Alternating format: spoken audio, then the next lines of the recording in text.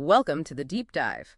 We're not just here to summarize what's new. We're here to extract the critical knowledge you need for, well, the next generation of professional workflows. And our mission today is a big one.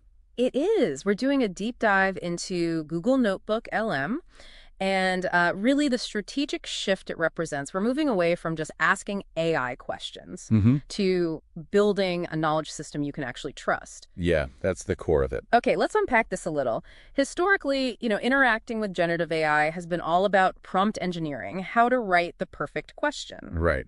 But that whole approach had a ceiling because the models themselves suffer from what's called the stochastic defect. And for anyone who doesn't have an AI PhD, that's just the fancy way of saying AI hallucination, right? Exactly. It just means the AI makes stuff up. And that made the first wave of these tools, fundamentally unreliable for any kind of high-stakes professional work. So that instability is why we're moving into this new era of, grounded intelligence. That's the term. We're pivoting from prompt engineering to context engineering. Okay, so what are we engineering now? You're engineering the library, the sources, the constraints.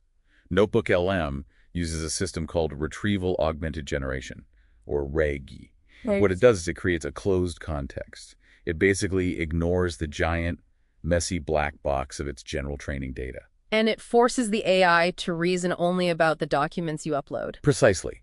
That shift from global, unreliable knowledge to your own private, curated knowledge, that is everything. And the architecture behind it supports this at a massive scale. The core model is Gemini 1.5 Pro. Which has that massive context window. 1 million tokens. That's not just 10 novels. For a professional, that's like uploading every memo, every contract, and every client file from the last 2 years of a corporate merger. And having the AI hold all of it in its working memory at the same time. So it can connect the dots. It enables incredibly complex reasoning. It's not just doing a keyword search. It can query that entire library to synthesize findings and, identify patterns you might have missed. But wait a second. Even in a closed context with that much information, couldn't it still get confused or misinterpret something? How do we actually build trust? That's the single most important feature. Yeah. Absolute transparency through inline citations. Okay. Every single statement the model makes has a footnote.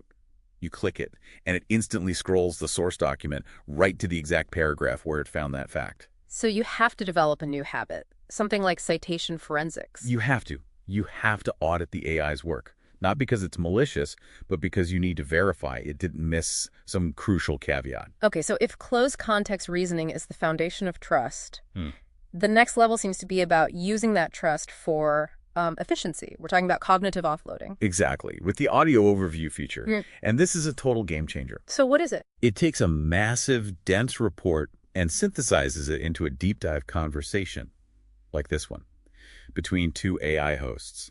It's not a robotic summary. It recontextualizes it verbally. And you can steer the hosts. You can. That's the crucial part. Give us an example of steering. Why would a professional need that?